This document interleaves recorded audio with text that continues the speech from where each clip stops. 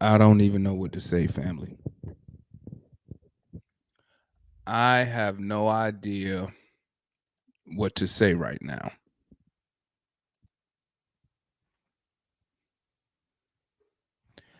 We, I'm just gonna keep it. I'm gonna keep it real. I know that everybody is a is an NBA player, but there's no way we should have lost to the Pelicans without Ingram, without Graham, while we have just about a full squad. This was one of the most embarrassing and pathetic losses that we have had this season.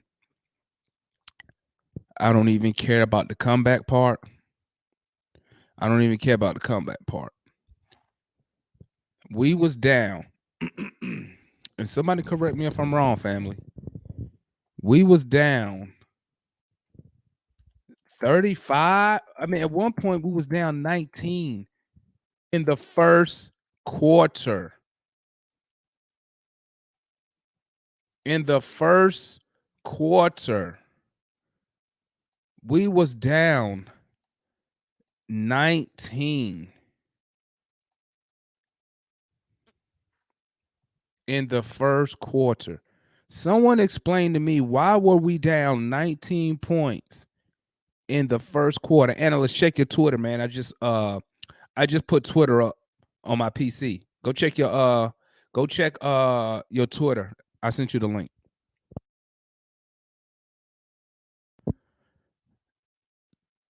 I'm gonna see what y'all. Let me see what the chat is saying. Seth says a roller coaster season. Ben Drippin said terrible loss. This team weak as hell. Absolutely no dogs in the group.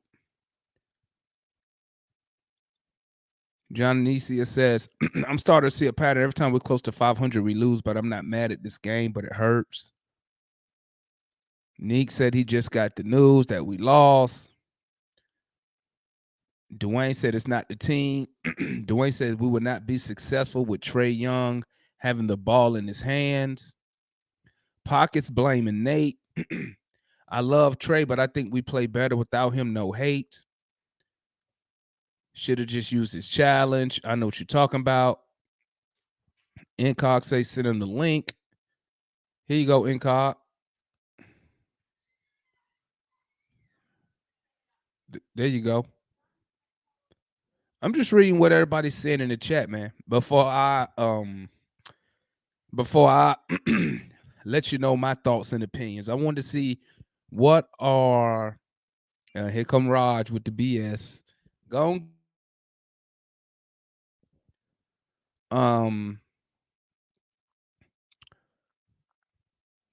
JR said we let Takashi 6ix9ine beat us. Javante said we need a big man that can rebound. Let me tell you something, man. Hold up, what Dwayne said. Dwayne said we got to move the ball better, not let Trae make every play. I'm going to tell you what's funny, family. I'm going to tell you what's funny. We not good. We inconsistent.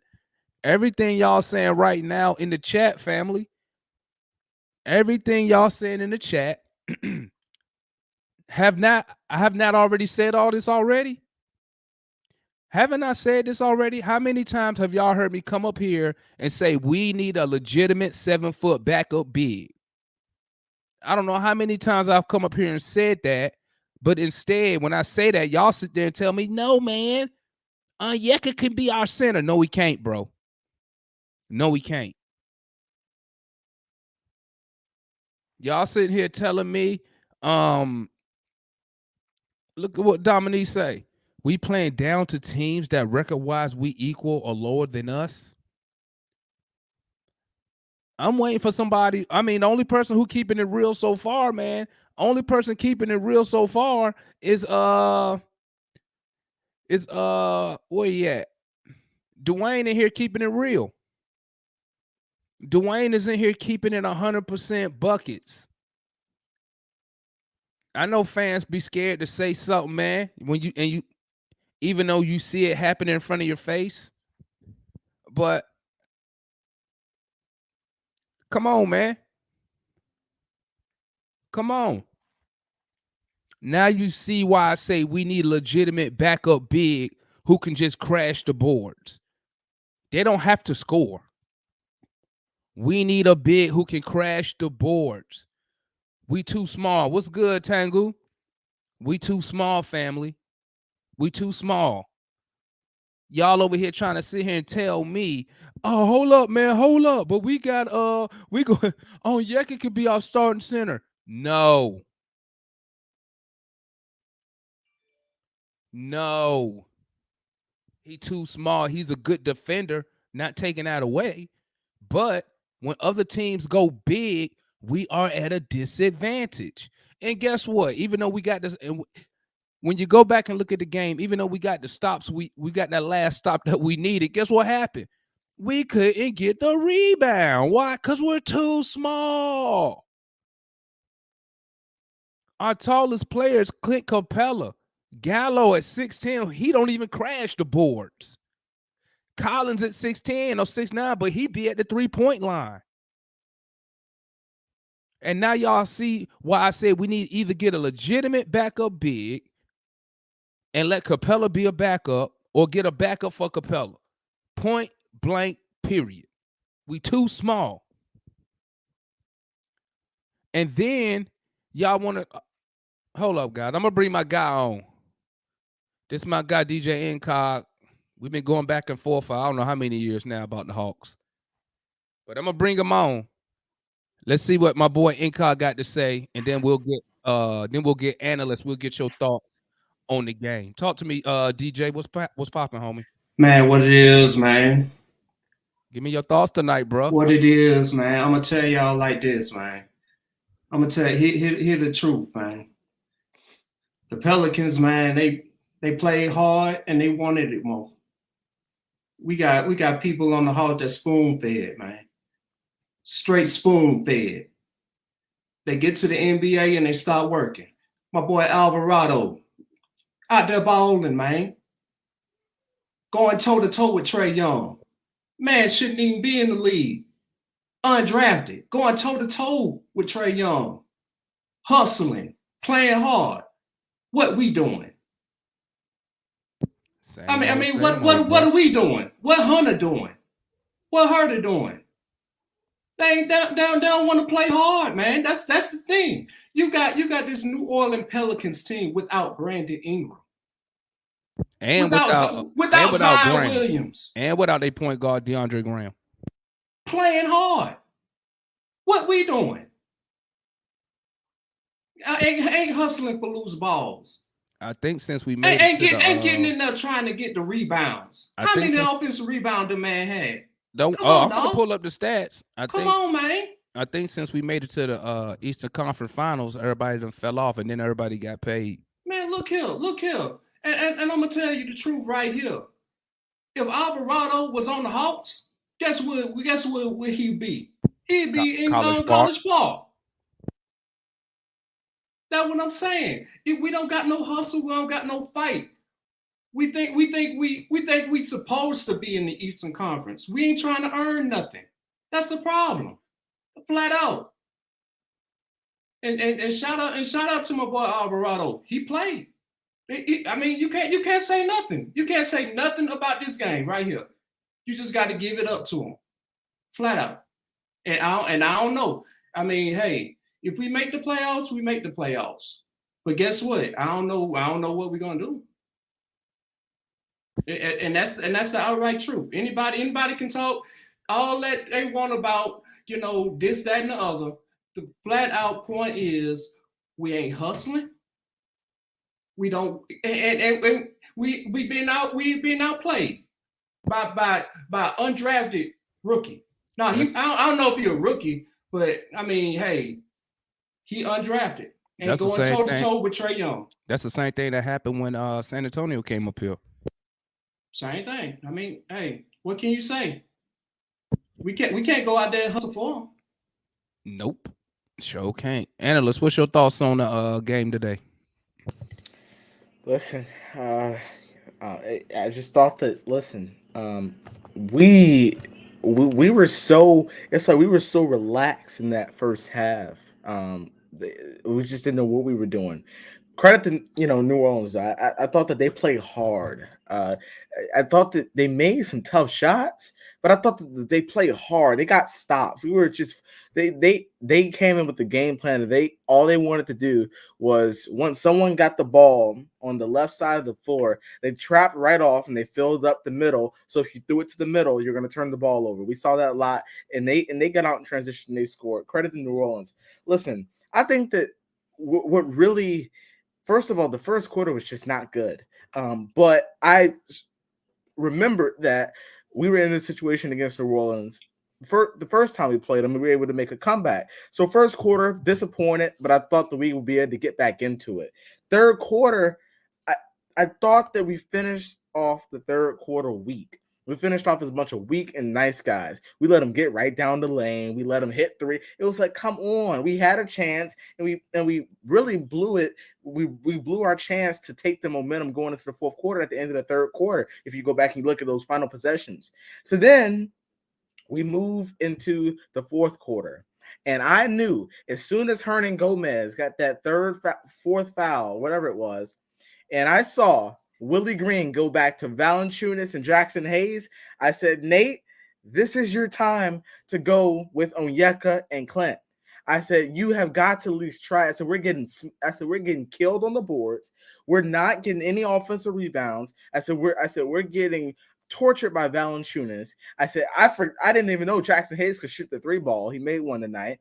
I mean, we're getting tortured. I said we have got to at least try this big man lineup, run Gallo at the three to at least see if we can get something going with that on the defensive end, get some stops.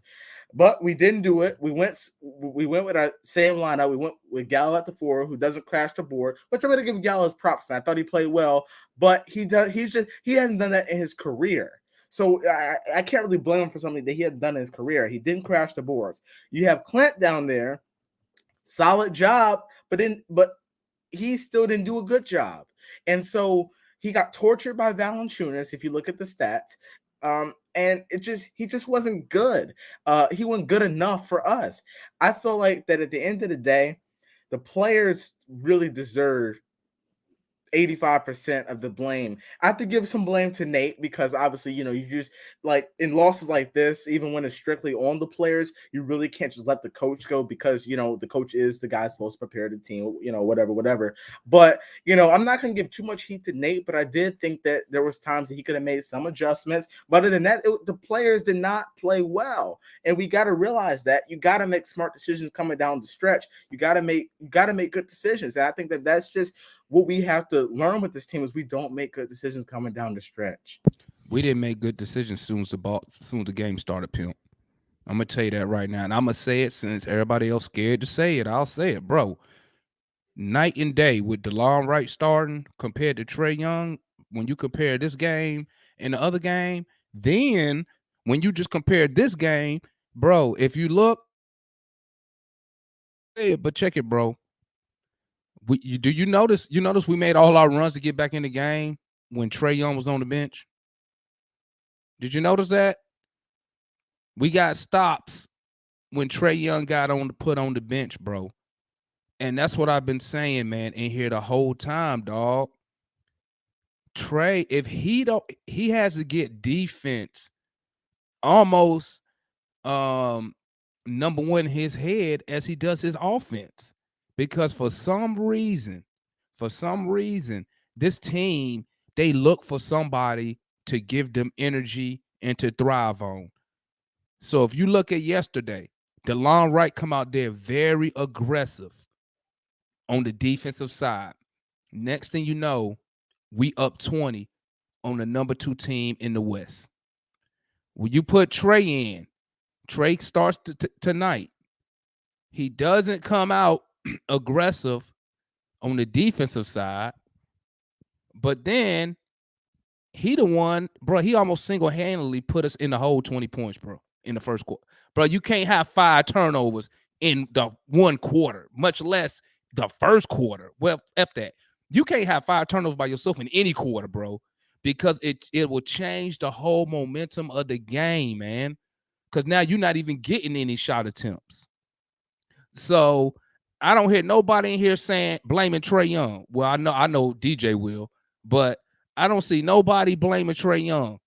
5 turnovers to start the game against a team 15 games under 500, bro. And every time Nate took him out the game, we came back. Bro, I ain't gonna lie. At one point, I ain't even gonna lie, bro. One point when we was making that push to get back in the game, and in the third, he let Trae start the third. Trae came out, I want to say around the 7-minute mark, somewhere around there. Then we make a push. I ain't even gonna lie. I was like, hey, bro, don't put him back in the game, man. Because I just wanted to see how it was gonna play out. Did you notice anything like that there, DJ? Man, look here. I noticed it when the second unit made that second push. I made the first push in like the second quarter, I believe. The second quarter. They put the starters back in the game, man. And then man, dude, look. I mean, with Trae Young, you gotta take the good with the bad, man. But I mean, it's just sometimes the ball just sticks in his hands and he dribbles and then he try to make these cross court passes and it just don't work. And the problem is the coach just let him. I mean, this coaching, you got to talk to your man. Bro. I don't know. You know what, man? I don't even think Nate. I'm gonna just keep it a buck, bro. When you got a star player like Trae Young that generates so much revenue for the Atlanta Hawks, that puts us, he basically putting us on the map. He basically the one making Tony Russell all this money. Cause let's be honest, we ain't paying our money to go see John Collins. We not paying our money to go see Kevin Huerter. We going to see Trae Young and see what he gonna do. Is he gonna lead the team to win? So really, I don't even blame Nate because to be honest, I think his hands tied, bro. I think he can't. Let's keep it real. We know he can't really. If Trae Young healthy, and say Trae Young play, say tonight Nate doesn't put Trae Young back in the game, right? And Trae only get say 20 minutes. And man, besides Trae, I bet you Travis Slink on that phone saying, "Hey, why is my guy not playing?" Yeah, You agree or disagree? Well, Go ahead. Well, I mean, but on the other hand, you got 21 and 10. It gives you 21 and 10. You see what I'm saying? So I don't know. So I don't know. And hey, what you say? What you say though? You say fool's gold though. Sometimes it's fool's gold, but sometimes he leads you to the Eastern Conference Finals. I just hear, yeah, and I just feel like this. I feel like I agree with DJ when he says sometimes you have to take the good with bad with Trae, but I feel like tonight, and I think that Gerald is going to go with I think he's going to kind of go with the same thing. Listen, I feel like tonight, a night that Trae Young kind of doesn't have it, but he doesn't have it due to his turnovers because his stats, as far as the field, as far as from the field, doesn't look that bad. His shooting was terrible, bro. Terrible. I had to look at it again. I already did. Believe me, terrible. Listen, I think that he's got to if you're not gonna be our number one on offense, you've got to play defense. I think that is where, like, I give him an exception when he goes for like 40, but you don't get an exception when you don't have it. And when you don't have it, you got to play defense. That's what you got to do, because you just can't leave the team lopsided on both sides of the floor. And listen, I mean, I think that Trae Young, I don't think that he was I think that he gets a lot of the blame. I don't think he gets all the blame. I think that some other players are terrible. I mean, look at Huerter, Hunter. He get 90%. Just like he get 90% of all the gratitude when we win games. Bro, he single-handedly put us down almost 20 in the first. He did that. Yeah. You can control, listen, and then I'll let you finish, analyst. My bad. You can control turnovers, right? You can control those. Smart basketball, smart passes. Okay? You can't control if you having a good night shooting the ball. Sometimes they go in, sometimes they don't. We already know that. But guess what? If he don't start us off with 5 turnovers plus being a bad defender, maybe we not down 19. Maybe since we started off shooting the ball, Cole, maybe we down 5 or 4. You see what I'm saying? So him turning that ball over 5, bro, that's unacceptable. Unacceptable. And he want to be considered, and don't get me wrong. I'm speaking on Trae Young right now about this game. I'm not saying his whole career. I'm speaking this game right here. He was terrible tonight. And I'm waiting for people to say this motherfucker was terrible, bro. Ain't no ifs, ands, or buts. He single-handedly put us down. Talk to me, Jer. Hold on, let me let analyst finish, then I'll let you hop on, Jer. Yeah, I'll be real quick. And to go back to what DJ said about this being on Nate, listen, I do agree to a certain extent that, and then I also get what you say, Am I about Nate's kind of handcuffed, but I feel like if you're a coach, like no matter like it's not no matter what front office or whatever they say, it's like, but it's gotta be. It's like I gotta do what I gotta do for this team to win the game. And I think that with Trae Young being 23 or however old he is, I think that he has to learn to understand that. Like I don't know what's going on behind the scenes, but it's gotta be Nate.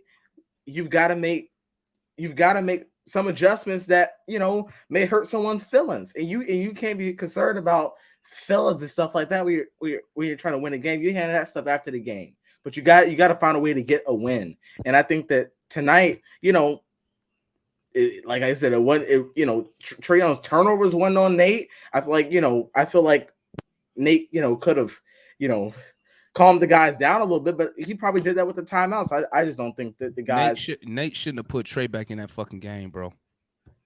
Point blank, period. But on what you just said, I don't think Nate is scared, bro. I think his hands is tied. He didn't have a problem keeping Bogey on the bench. You see what I'm saying? Bogey was a starter for us. Bogey coming off the bench works for us. Bogey's still on the bench. I don't think Nate is scared. I think Nate understands the dynamics that he cannot hit the star player of the team while we making a run. Common sense says, sit him, bro. We're coming back. We're doing what we need to do. The ball is moving.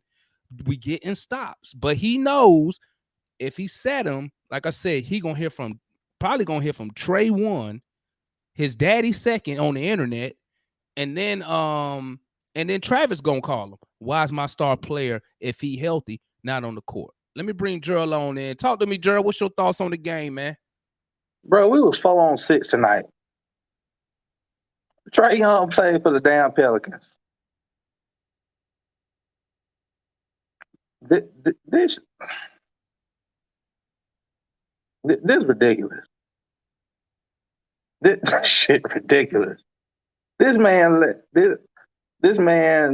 let El Dorado. I'm joking. His real name Alvarado, but I'm gonna call him El Dorado. This man let El Dorado score 9 points in the fourth quarter. And then on one, he just let the man drive to the basket and he just falling down. I'm like, hey, did you see the one when Trae drove to the basket? He missed the shot and he stayed on the other end of the court. Bro, and his dude, the dude he was guarding hit a 3. Bro, you know how I am when it comes to Trae. You know what? I was debating on saying this or not. From now on, I'm going to either start calling him Trump or Biden. Trump was 45, 4-on-5. Biden 46. Tonight we was 4-on-6. His ass was Joe Biden tonight. 4-on-6, bruh. What's up with hey DJ, what's up with Kevin Huerter, bro? He was terrible tonight. I mean, hey man, look, Kevin Huerter. I mean, you can say what you want, but Kevin Herter is the definition of hot and cold, man. 0 for 5. 0 for 4 on threes. 0 points. Come on. Minus 15, plus minus. Come on. I mean, this is coming from our starter. I mean, what else? What else? I don't know. I mean, it's on the coach. I mean, hey, what can you say? One game he do for you. Another game he do something like this. So, I mean, hot and cold. How's that on the coach? Word it. He's supposed to be semi-injured. Did y'all hear that? I heard that's what Steve Holman was saying. Then he need to be out. And he need to sit down. Man, we don't want to hear no excuses, man. Hey, I'm just telling you what. We don't want to hear no excuses, man. Everybody hurt. Everybody hurt. If you injured, you don't need to play. Yeah. Hey. Everybody playing hurt right now. Yeah, I mean that, especially this late in the season, everybody playing with pain and stuff like that. But if Herter is pretty much playing through an injury, he should not be playing. I don't want. We saw what John Collins did when he was playing through that. When he was playing through that injury, 0 for 9 in the Bucks game. We do not need hurt players. We do not need injured players rather playing because you're not going to help the team. He didn't help the team tonight. Same way everyone else who were trying to play through an injury could not help the team. So we don't need to be playing those guys. And listen, Herter was terrible tonight. I mean, just so disappointed to see. I looked at the stats, and it almost gave me it was terrible. 0 points. Listen, you know what we need to do, man? Let me tell you what we need to do to fix this. We need to get another, and we might have one down in College Park, man. We need another legit, a real ball handler, because we do the same thing. They D us up the same way all the time. Trey, this what happened. Trey bring the ball down. You already know what's going on. He gonna dribble the ball, bro, until the double come. If the double don't come, all he does is dribble. They do that fake. They either gonna try to do a high screen and roll. Usually he don't even they roll. He don't even look for him. Or he'll stay behind the 3-point line. Then they come and double him again, and then he wait until the last second to get rid of the ball. We need another ball handler so Trey don't bring the ball down. You take that double out of their hands. Now they gotta stay with their man, right? Because there ain't nobody else on our team. Nobody else on our team demands a double team anyway. I got a better idea. What's that? Run some goddamn plays. I agree. I've been crying for that for Nate. They told you. He said we run action, man. Please, bro. And we 34 and we 35 and 36. He said we run action. Bro, all you got, bro. Every time the Pelicans came down the floor, they gave a little hand signal. They always ran some kind of action. And I don't want to say the word action in the reference to how Nate uses it, because they ain't nothing but pick and roll. But at least, they ran a pick to get CJ open. Then CJ used the pick and roll on the wing. That's a whole, even if you adding that one little wrinkle, that put Delon Wright kind of like on his back hip the whole time. That's why them floaters was open every single play. Now, Delon, I feel like, effort-wise, I felt like he was fine. And based on how he played against Memphis, I feel like he deserved to be in that closing lineup. However, I might have missed something, but why wasn't DeAndre Hunter on CJ? Well, I mean, I seen them on him a couple times, and they were just running. No, I'm talking about in the fourth quarter. It was Delon Wright on him instead of Hunter. Hunter wasn't even in the game. He didn't even play. Yeah, I mean, is he hurt? He didn't play. I just feel like Nate was trying to roll it out with that. Listen, man, we didn't have, bro. They was killing us, bro. It didn't matter. Let me tell you something. They was killing us on the boards. Okay, they was killing us everywhere. But my whole mindset is this: we shouldn't have been down 19 points to these dudes anyway. That's what let me ask you this. Let me ask all y'all this: if Matt Ryan throws 5 interceptions in the first quarter, who fault is that? Who's the game already on? Matt Ryan. It's on Matt Ryan for the game even start. Yeah, well, that's true. But if he throw 5 interceptions, That's on the coach. He validated everybody before the game that was talking about him before the game started. Right. That's the equivalent. Trey pretty much like screwed us out. He pretty much threw the game for us in the first quarter. Don't say it. He tricked it off, baby. No, I He like saying tricked it. saying he threw the game or he got paid off. That's what I like saying. Hey, listen, man. Listen. I'm gonna keep it a buck, bro. I'm gonna keep it a buck. We look like such a I'm gonna keep it a buck. We look like a real basketball team these past 2 games when Delon Wright's in the game, bro. I'm sorry to say it. Because we're not 4-on-5. The ball moves, everybody touching the ball. Only thing I hate, not disagree, but the only thing we really lack from the bench is for some reason they don't know how to throw the ball when we get mismatches down low. Like they had Hunter, what's the boy name again? Alvarado. They had Alvarado on Hunter. Hunter posted him up, and these dudes couldn't even throw him. I'm like, throw him the ball, bro. They couldn't even get him the ball, man. Luckily, we still end up scoring, but it shows you just small areas where you can, if you want to consider that small, it shows you where we lack. That's basic basketball. Throwing the ball to a big, I call Hunter a big because he had old boy on him. Throwing the ball to him with the mismatch. We couldn't even do that tonight. I feel like I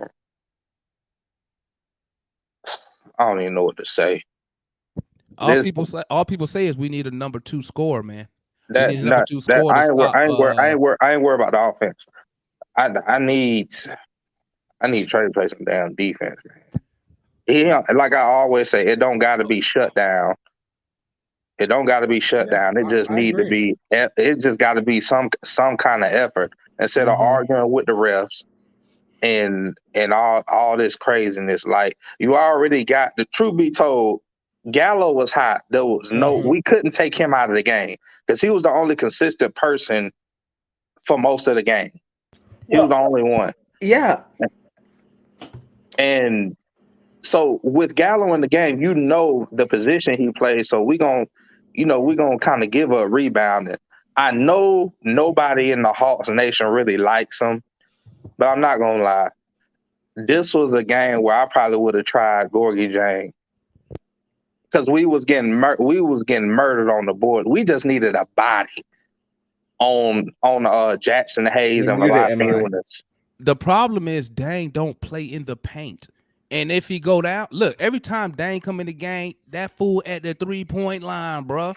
And he light in the ass. Let's keep, bro, Dang about 100 pounds, bro. No, he like 6'10", 100 pounds. But he a little bit, he's a slightly bigger presence than Gallo is when it comes to the defensive boards. Or how about this, Gerald? How about I said that we should have went with at one point when Nate put Trey back in the game. I said we need to go with Trey, Delon, Gallo, Onyeka, and Clint. We had that lineup out at once, but Okongwu kept getting in foul trouble. Yeah, he had 3 fouls in the first half. He kept getting Okongwu. This was the first time. This was the first time I actually saw a team, I don't want to say expose Okongwu, but they took advantage of his lack of height at that position. Yeah. Yeah, they did. Yeah. And that's why it's like, man, it's like I want Onyeka to get minutes. I want him to develop. But it's like every time I see him get in, I was like, Nate, go put Clint in the game because we're getting killed on the boards. It's a delicate game you playing here, man. You put Clint in for boards, but you lose a scoring presence. Mm-hmm. So now you're playing 4-on-5 on. You mean 3-on-5? Yeah. No, I'm talking about on the offensive end, not defensive. Oh, I got you. So you playing 4-on-5 on. Bro, did you see that hook shot Clint shot? Bro, he should listen. Clint was in the paint and didn't shoot that. Bro, he looked around and passed. I'm like, bro, you can't make that. You can't shoot. But when he shot that hook, I was like, bro, don't ever. First chance we get, we need to upgrade him. I was like, don't ever shoot the ball again, bro. Don't ever do it again. Man, look here, man. I'm gonna just put this out here, man. I mean, you say we need a big, but I mean, isn't it Slink job to bring the bigs in? Yep. Look here, man. Rebounds. We got out rebounded 54 to 40. Offensive rebounds 18 to 7. You got Jackson Hayes 12 rebounds. Valanciunas 12 rebounds. That's 2 7-footers, by the way. Yeah, that's Hernan Gomez 10 rebounds. Another 7-footer. We could have had Hernan Gomez. Nobody really wanted him, but I mean, it's all on Slink, man. He and the Hawks they always like to draft undersized bigs. And we keep having this problem of us not getting rebounds. And who is to blame? You got to blame the general manager. So DJ, so you should remember when we had Al Horford. Yeah. Everybody was complaining he is undersized. Yeah. We need and we still haven't addressed that yet. We ain't had a true center since the Dikembe Mutombo. And we could have had Jackson Hayes. Well, we did have a 7-footer. We had Alex Lynn. He wasn't. I don't even count. He soft. He softer. I don't think Clint soft, bro. But he Alex a big Lynn was body. super soft. He a big body who can board and he can shoot the ball. Bro, I saw Alex. I never seen a 7-footer get pumped as much as I saw Alex Lynn get pumped, bro. Yeah. Hey, that's a couple games. But what I'm saying is he's 7 feet. He a big dude, and he can shoot the ball all the way out to the 3-point line. So what I'm saying is this. See, when I say get a big, at this point, I've been preaching getting a backup big, because we can't do nothing with Clint right now. I just wanted a body, so when we run up on teams like this, when they throwing 2 7-footers out there, Clint not by himself trying to board. You can't expect Clint to outboard 2 7-footers, just like when we played Milwaukee. Just like when we play, my mind went blank, but when we played Milwaukee, murdered us on the boards. Why? Because they running big after big. That's true. So if we need another big, why do we draft Okongwu? I like Okongwu, but he ain't what we need. We need size and we need length. So I mean, I like Okongwu. He good, but is he serving? Is he meeting our needs? Well, absolutely not. We need another big. Exactly. He borderline elite on the defensive side of the ball. But he not he ain't helping us on rebounds. When we going against tall teams, he don't help us. Y'all keep saying he played this elite defense. That's cool. But we getting dominated on the boards. Bro, prime example. This game right here, we needed 1 stop. Got it. Couldn't get the rebound. We get killed. We always minus double digits on the boards. Yeah. And until he addressed that, because we too small, bro. I'll say this. Well, let me ask y'all this. In my opinion, I feel like Trey's turnovers were more impactful than that lack of rebound tonight. Yeah. I agree. I agree until the last rebound. Until the last. But we wouldn't have been in that position if Trey wouldn't have single-handedly damn near put us down 19. Yeah. 18 to 7 offensive rebounds. They had 18 offensive rebounds, and they turned those into points. That's the same thing as turnovers. Same thing. DJ, I agree with you. I think Okongwu was really good, but I did go back and I looked at that draft class, and there was no. I think Okongwu was the only big man other than Wiseman, and Wiseman went 2. And Wiseman been hurt, so he wouldn't have been doing nothing for us anyway. Because I'm looking, Okongwu was you had Obi Toppin, who's like 6'7", who's not a big man presence. And then after that, it's a whole bunch of guards and 6'8" dudes. But I do agree, and I do see what you're saying now. So would you like go after a backup big or kind of like another big that can space the floor to play with Clint to kind of help him even when he's starting? Because I do like the idea if we can convince him, hey, you can come here and help us, like a Andre Drummond or JaVale McGee or just a guy like that, or Hassan Whiteside. You can't have Drummond. If I'm in charge of the team this offseason, the first move I'm making, I'm sending a max deal I'm sending a max deal to DeAndre Ayton, and I'm gonna dare Phoenix to match it. And then if Ayton accepts it, and the Phoenix want to do a sign and trade, I'm shipping Clint Capela out, get Ayton. Then I'm going to get me whatever cheap ass big, any big that want to play for the vet minimum. That's 7 feet. That's a big body that can move to be his backup. Then I'm gonna address the ball handling issue. So is we gonna play Sharif Cooper or no? Because if not, we need somebody who can handle the ball so Trey can be off ball. If you get Trey off the ball, they don't double him. Right. Which And guess what that does? Now Trey ain't throwing these stupid passes or trying to nutmeg and dribble between 2 and yeah, 3 dudes. yeah, and I think that like I am like I know you were talking about it earlier. I think that one of the things that I actually, to be honest with you, I would address everything that you pretty much said that you would address. If DeAndre Ayton, if Phoenix is willing to do that exchange, I will for sure do that.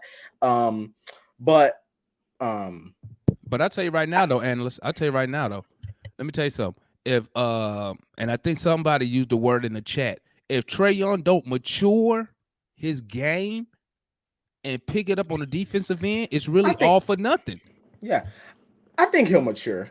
I think he will mature as he progresses. But again, going back to what you were saying as far as like a second ball handler, I think that once we do that, I am still a full on advocate for going out and getting us. I guess we all call it a number 2 next to Trey, because I think that when teams Trey don't pass the ball, it don't matter if you get a number 2. Well, if you get a second ball handler, you can have someone else to bring the ball to the floor, and bro, anybody can bring the ball up. Bogey can bring the ball down. Right. I'm just saying a guy who can make a play, but Bogey can't make a play. All Bogey do is dribble around in circles and take a highly contested shot. All I'm saying is that sounds like Trey Young. Yeah, but all I'm saying is that if we get a second guy, when Trey gets a trap and he tries to throw that ball, I think that it would actually put more pressure on teams to like, well, if I trap Trey, I got this guy over here I got to worry about. And I think that it puts a lot of pressure on teams when you have a team like that, where you have Trey Young, you have your second option, then you have a big man present who you can throw it down to and you can score. I think that that's where you get your lethalness from. But like right now, the offseason is not that far away. They just put the calendar up. Like April 8th is the last game of the season. And so we'll be talking about some pretty realistic stuff here soon. And it's sad we sitting here talking about the off season. ain't talking about the playoffs. I mean, come on. you see what I'm saying, man, dude, look. Mm-hmm. And I don't know. Do I trust Slink that he will make the right moves? Because I mean, we've been saying what we need for like 3-4 years, man. I mean, and what we do, nothing.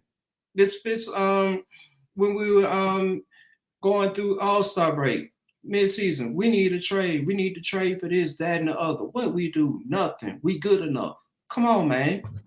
Come on. What we do we trust Slink that he gonna pull the trigger and make some moves?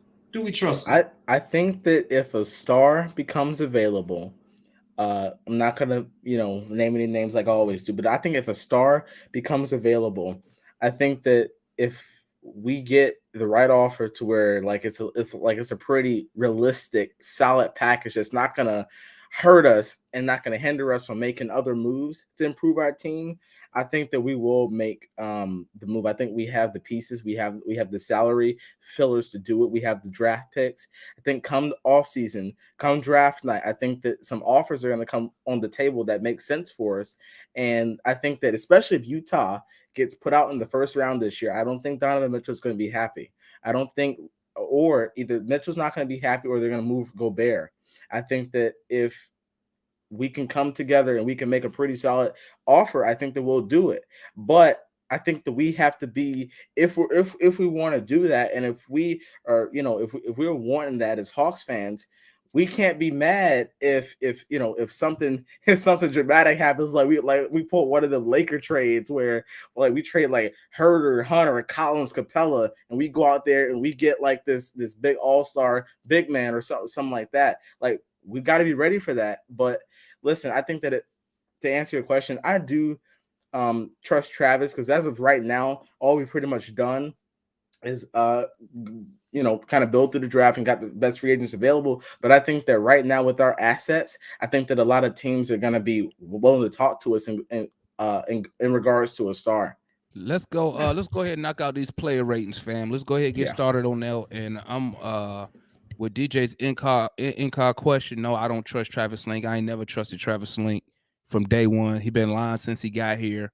He lied on the radio every time he go up there. He lied in the very first press conference. So I never trust Travis Link. But anyway, let's move on to the player ratings. Okay, let's start off with Lou Williams, 14 points. 14 minutes, 7 points, 1 rebound, 2 assists, 2 for 5 from the field, 1 for 1 for 3, 2 turnovers, 1 steal. Talk to me, Gerald. What you got, Lou Will, for tonight? How many minutes he played? 14. How many points he had? 7.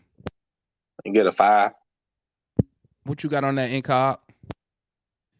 Man, look, I mean, he didn't hurt us. I mean, hey, we're rating it off 10 or 1 out of 10. Only whole numbers, man, no halves. 8. Okay, 8. Okay. What you got on that, analyst? Yeah, I'll give him a 7 tonight. Took some shots that kind of hurt us, and they were able to get back out in transition. So he gets 7 tonight. Okay, let me see what the chat say. Chat saying 8, 5. Linda with the 7. I'm gonna go ahead and give him a 5. Boom. He won a factor tonight to me. I mean, really, by the time when he came in the game, we was already down. I mean, double digits. So I mean, I didn't really expect too much. You feel me? Hold up. Let's go to the next one. I see my boy Mike trying to come in here. As soon as he pop up on the screen, we'll bring him on. Let's go to the next one. We got Onyeka and Carlwood. Bro, this got to be. This was not a good game for Onyeka. 17 minutes. That's probably the least amount of minutes he played in the past, month, huh? 17 minutes, 3 rebounds, 3 points. Damn, he got all 3 points from the free throw line. 3 fouls. Well, that wasn't bad because he picked all 3 up in the first half. So he played the second half safe. 1 steal, 1 block. What you got on Onyeka tonight there, analyst? Yeah, tonight, looking and listening to his stats, I mean, I thought that his presence out there was pretty good, but he's gonna get a 5 tonight. I mean, no offensive presence, 3 rebounds, 0 for 1 from the field.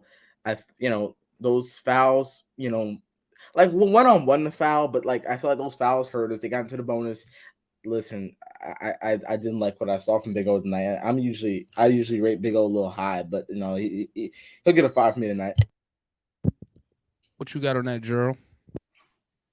He get a 5. The same standard I hold Lou to on the offensive side of the ball. I hold Double O the same standard, but defense wise and rebounding wise. So yeah, he get a 5 from me.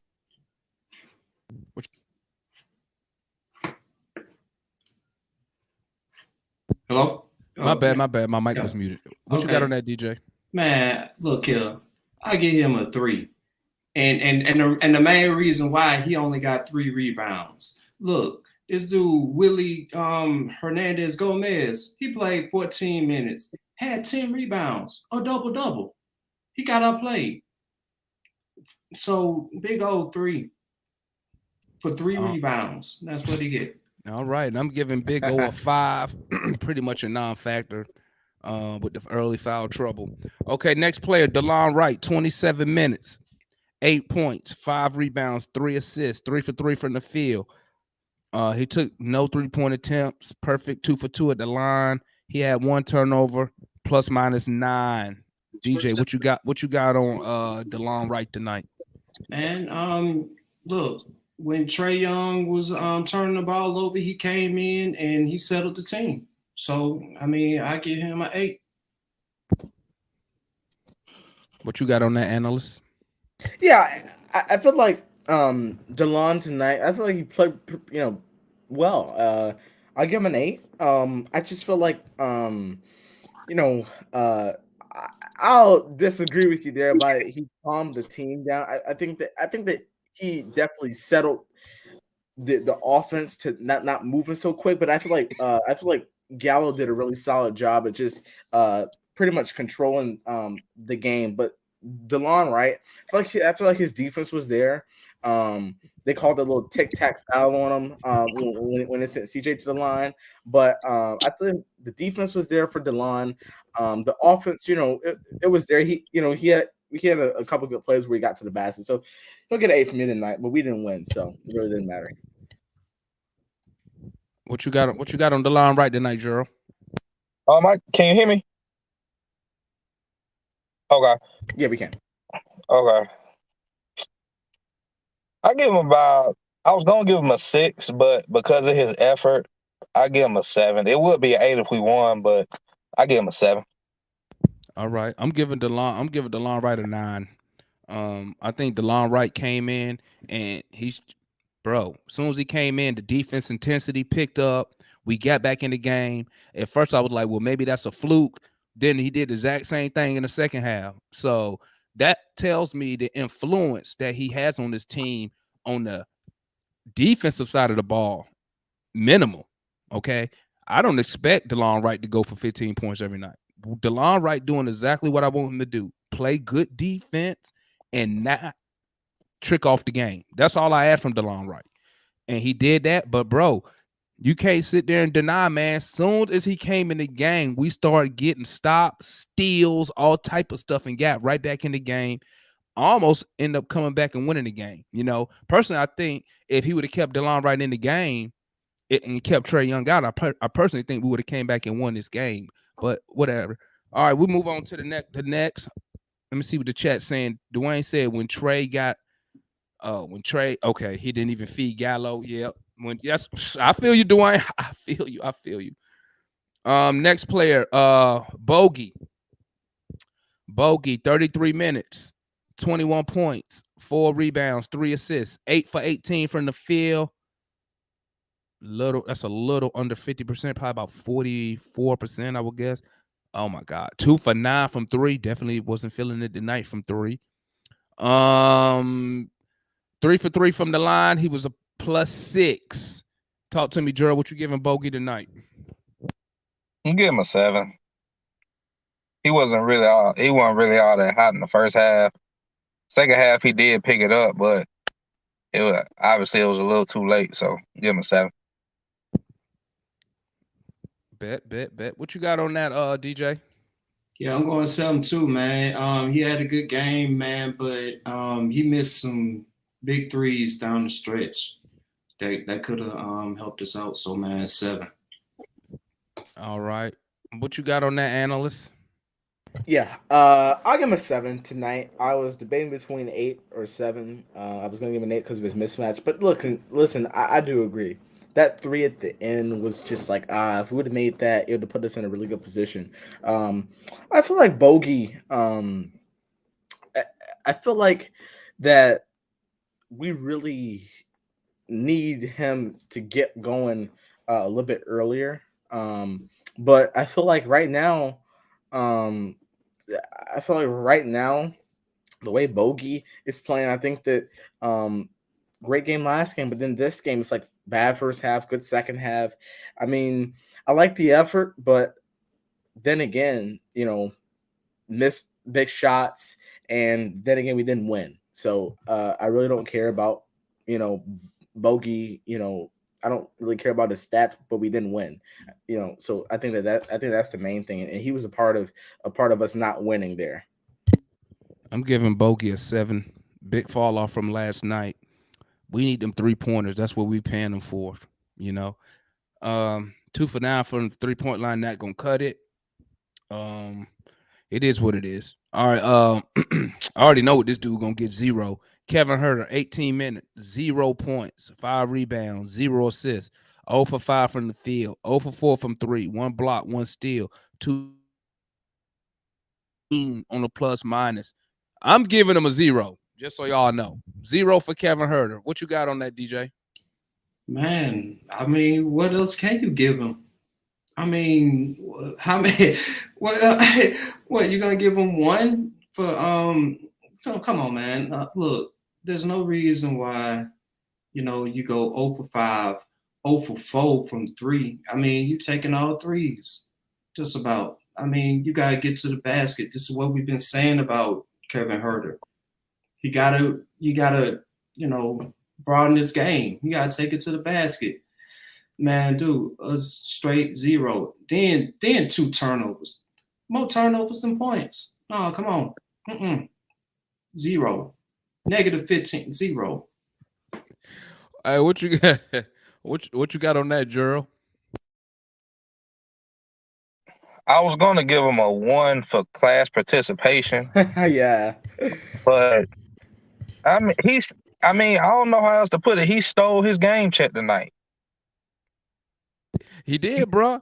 He got paid that for doing Hey, he got paid just to run some cardio, just run some laps. He should pay his check to the show.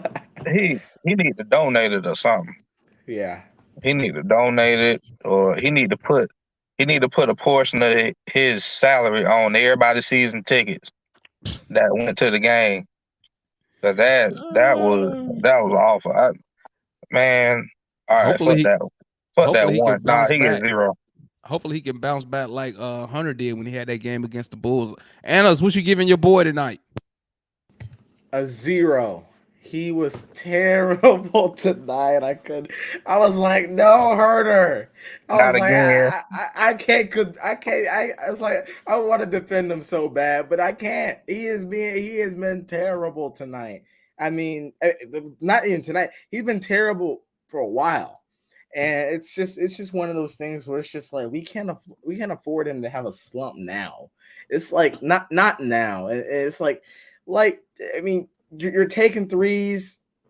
I liked your attempts because you're a shooter, but then again, if you miss the first 2, you might want to take a break. You don't need to keep shooting. And what did he do? He kept shooting. And I mean, good looks, but what makes me a little bit more upset is that 2 of them were wide open and you missed them. And I didn't like that. And I didn't even feel like because we talked about how sometimes Herder and Hunter, instead of going all the way to the basket, they'll stop at the free throw line and they'll take a jump. He didn't even do that tonight. All you did was jack up threes, and then you probably took some other dumb shit. Listen, Herder gets a 0 for me tonight. I can't defend him tonight. He a dude who didn't want to be there, bro. You cut out a little bit.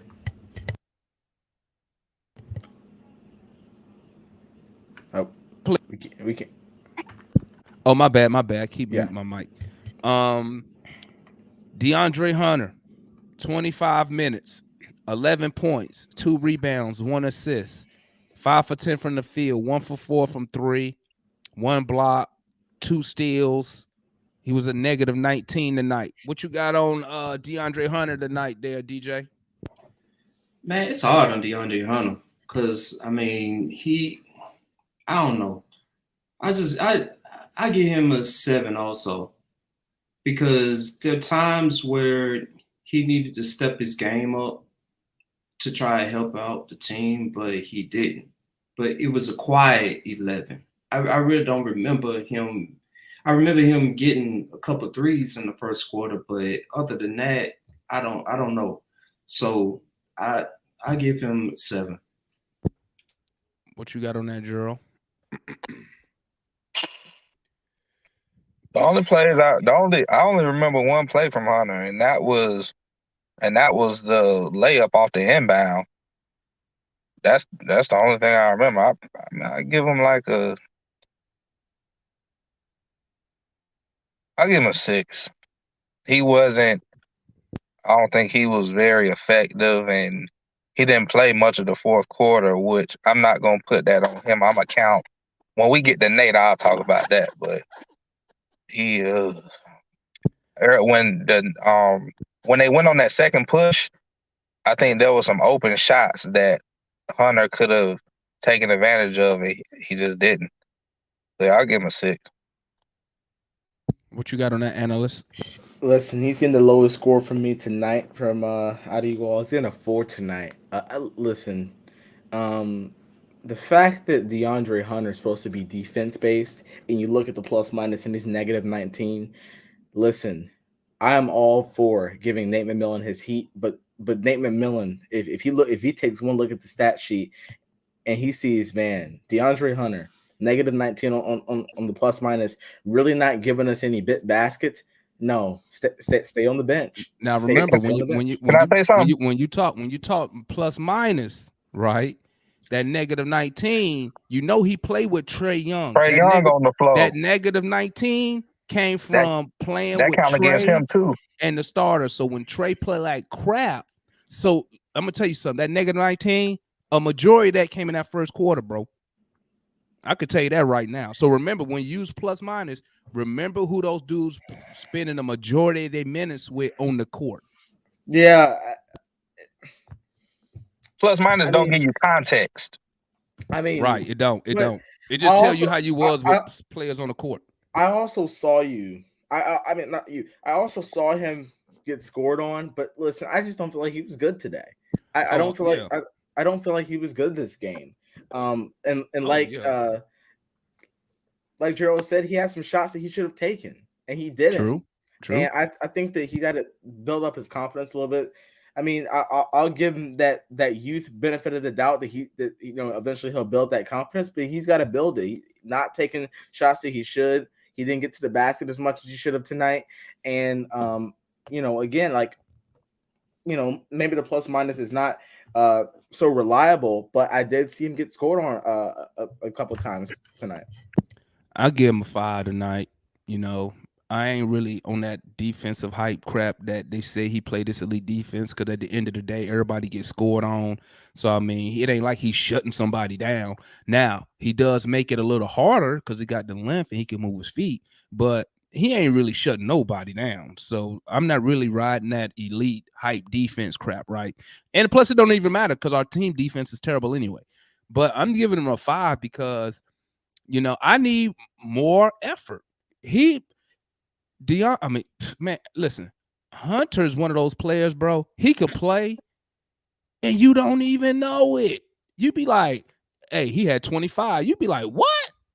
Like, he could play, you don't even know. So I need him to make some let me change what I said. I need him to be more impactful. You know what I'm saying? That's what I need from DeAndre Hunter, because one game he'll give it to you. Next 5 games, he give you this bullshit 11 points. He only take 10 shots. Now, I don't know why he didn't play in the fourth quarter. Hopefully, somebody asked Nate that in the post-game press conference. I'll check it after we get off of here. But I need more from him on the offensive end, man. You know what I'm saying? So that's what I'm giving him. All right, guys. The next one we got. All right, it's going to knock him out, man. Oh, Trae Young, man. Our superstar player, man. Trae Young tonight, family. He played 34 minutes. He had 21 points, 5 rebounds, 10 assists, 5 for 14 from the field, 3 for 5 from 3, perfect from the free throw line, 7 turnovers, negative 19 on the court. I'm giving tonight, bro, listen, man, I'm giving Trae Young a 2. He single-handedly lost this fucking game, bro, straight up and down. He single-handedly had us behind double digits to a team 15 games under 500 with 5 turnovers in 1 quarter. No ifs, ands, or buts about it, in my opinion. You know what I'm saying? What you giving Trae Young tonight, DJ? And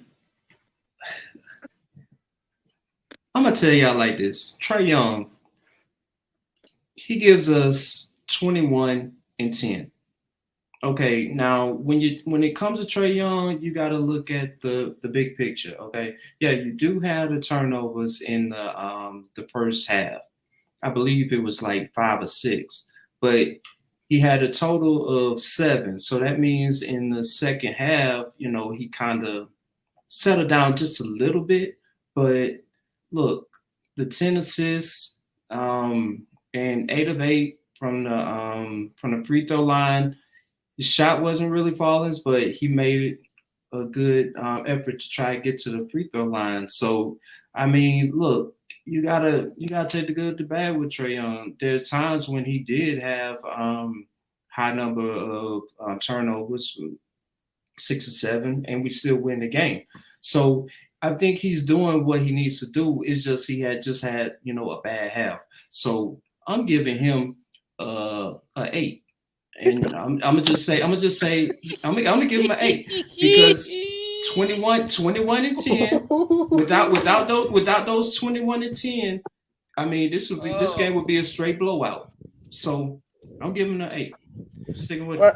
What you mean a straight blow, bro? We was already getting blown out. What are you talking about? We was already down, bro. We was already down 20 in the first quarter. We lost the game by how many?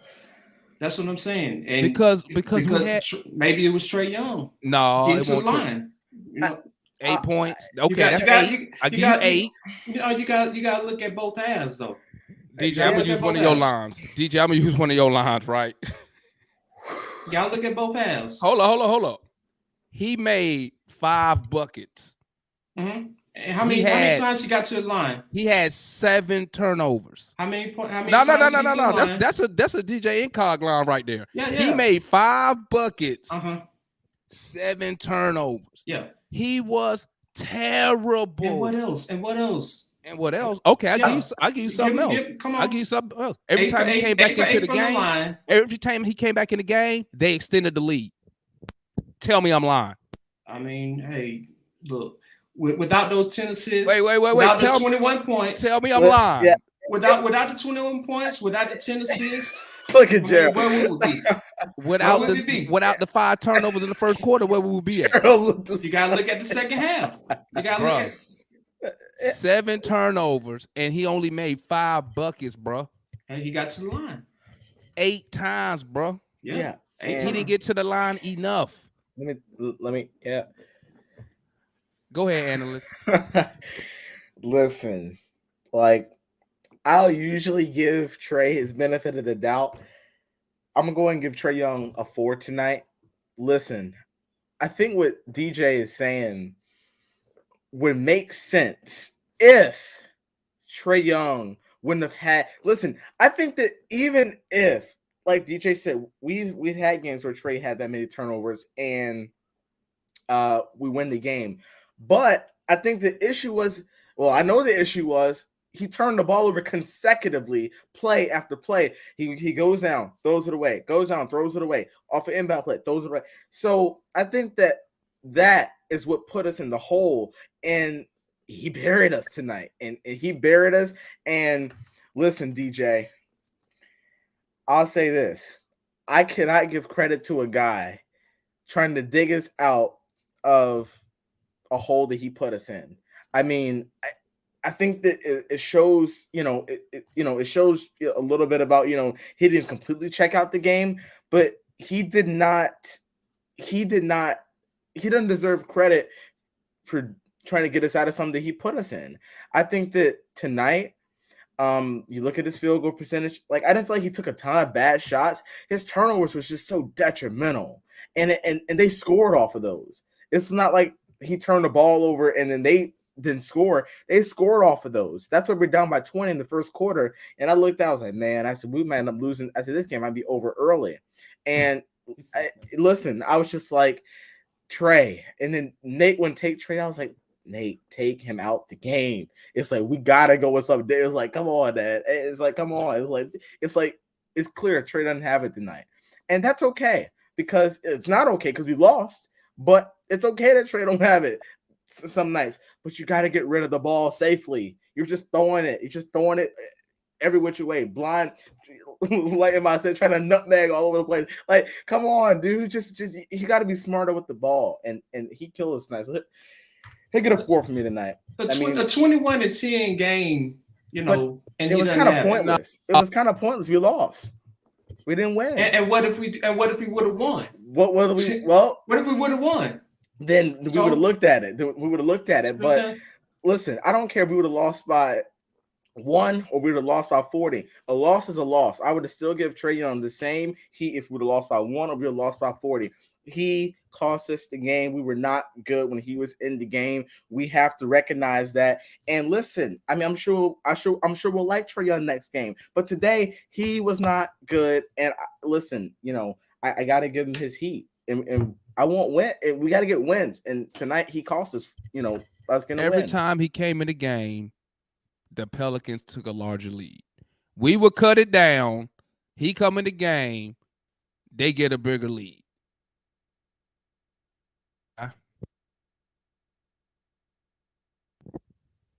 Can you hear me, Gerald? Yeah, I can hear you.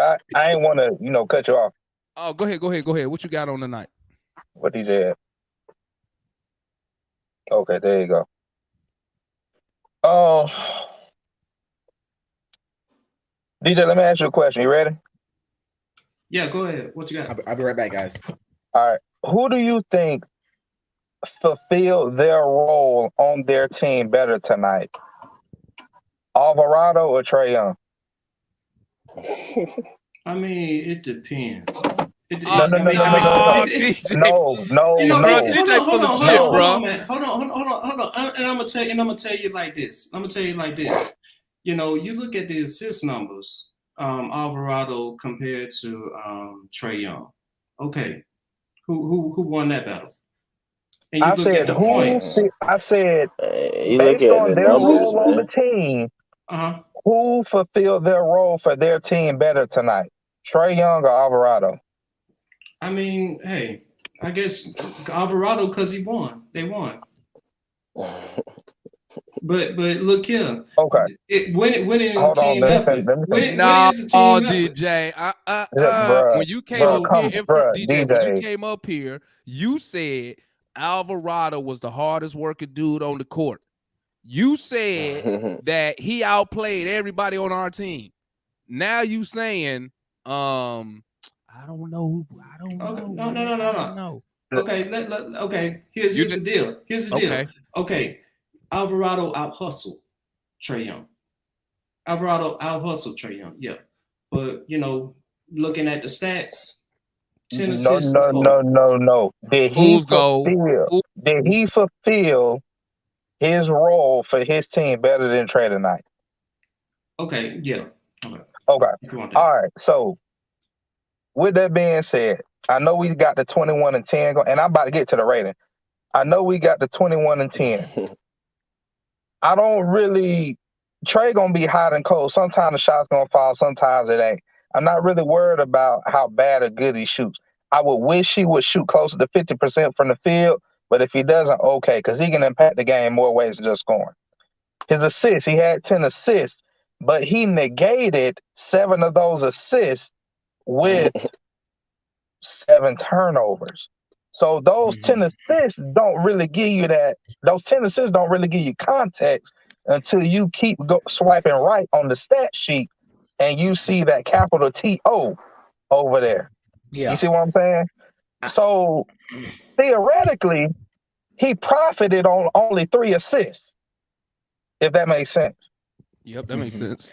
Yeah. So a point guard giving me net, I'm going to just call it net 3 assists.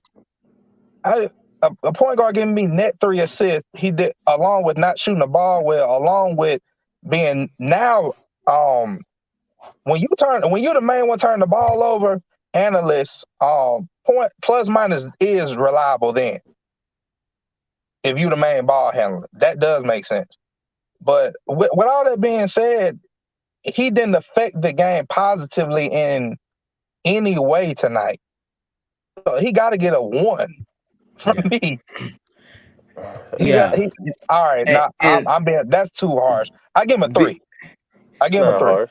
DJ, I just want to say just one quick thing. I'm sorry, DJ. I have a problem.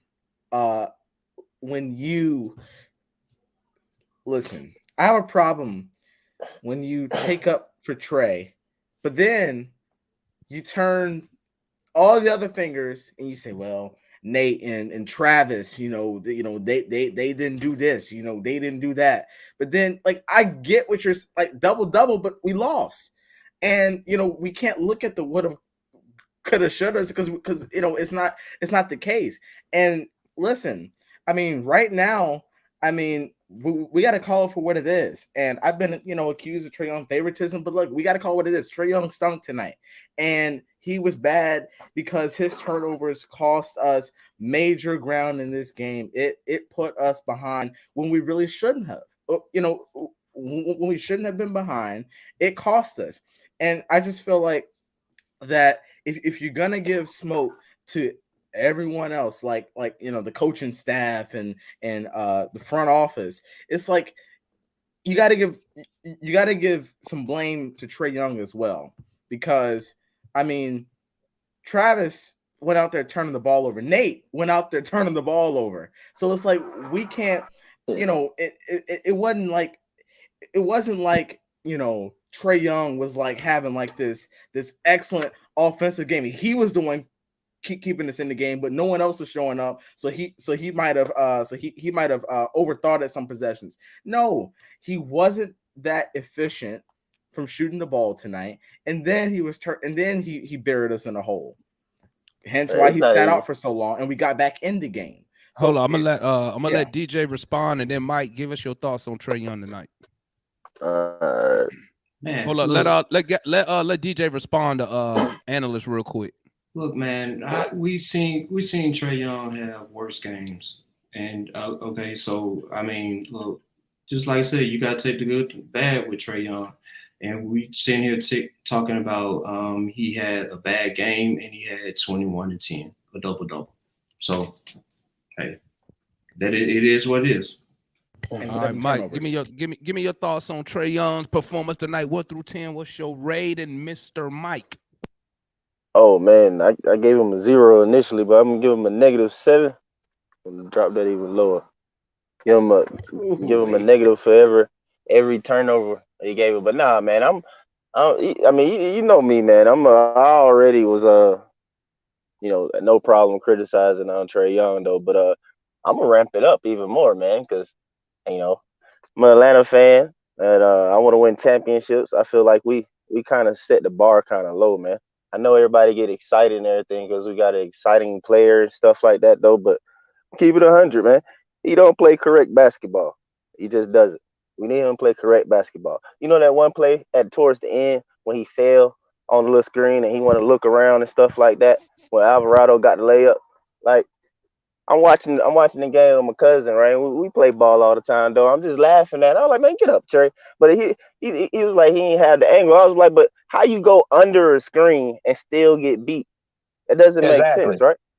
Like, that's how sorry you are on defense. That's terrible. You go under a screen and you still get beat. Now, I don't want to hear nobody else talking about the team defense or somebody else saying do this or that and everything. That's the beginning of the defense period. Like, we're always scrambling, basically. We always screw.